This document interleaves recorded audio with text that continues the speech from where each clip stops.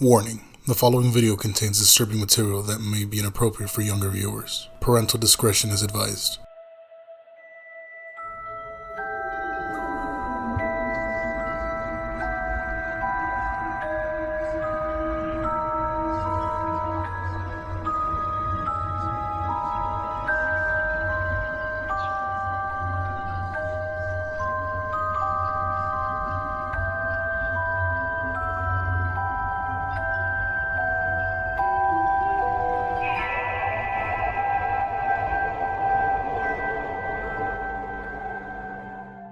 Journalists usually only meet serial killers once they are safely locked behind bars. British journalist Sandy Fox had a rather different experience when she met a good-looking young man named Paul Knowles in an Atlanta bar and ended up spending several days with him. 10 days later, she sees her lover's mugshot on the cover of a newspaper, arrested for the string of at least 18 murders. A native of Florida, Paul Knowles was a serial killer who lacked the usual pattern of behavior common with murderers of this type. He roamed from place to place, killing young and old men and women.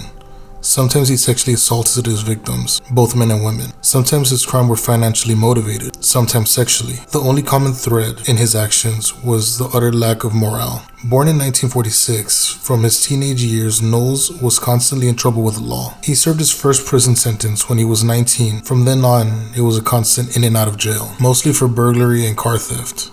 His first verified murder came shortly after being arrested following a bar fight in Jacksonville, Florida. On July 26, 1974, he escaped from prison using his lock-picking expertise and broke into the house of 65-year-old Alice Curtis. He stole her money and her possessions, including the car, and left her bound and gagged. Later, she choked to death on the gag, and when news of her death hit local media, Knowles decided to dump the car. As he did so, he saw two young girls, aged 7 and 11, whom he thought recognized him. He abducted both of them, strangled them, and dumped their bodies in the swamp.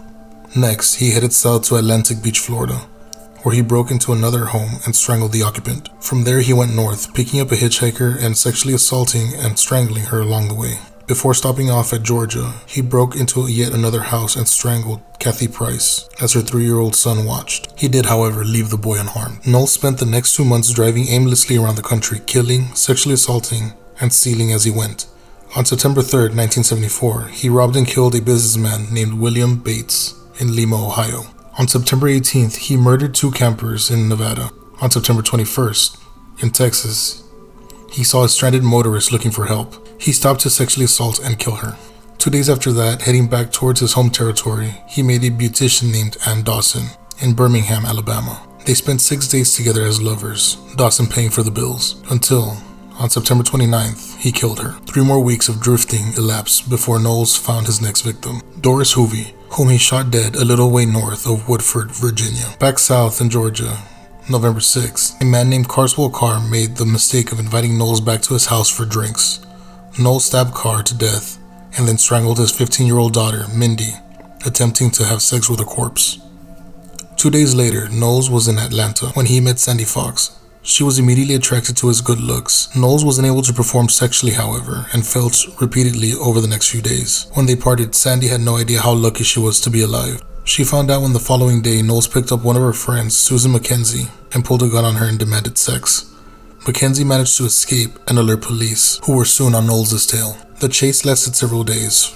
Finally apprehended by a police officer, Knowles managed to draw his gun first and kidnap the officer, stealing his car, and then used the car to stop another motorist, whose car he stole in turn. Now he had 2 hostages, the policeman and a motorist, James Mayer. He soon tired of them and tied them both up to a tree in Georgia before shooting both in the head. Time was running out for Knowles, however. He ran into a police roadblock and tried to escape on foot, before finally running into an armed civilian who took him prisoner. Knowles did not live long enough to provide a detailed confession for the police. The day after his arrest, he was taken by police officers to the site of one of the murders.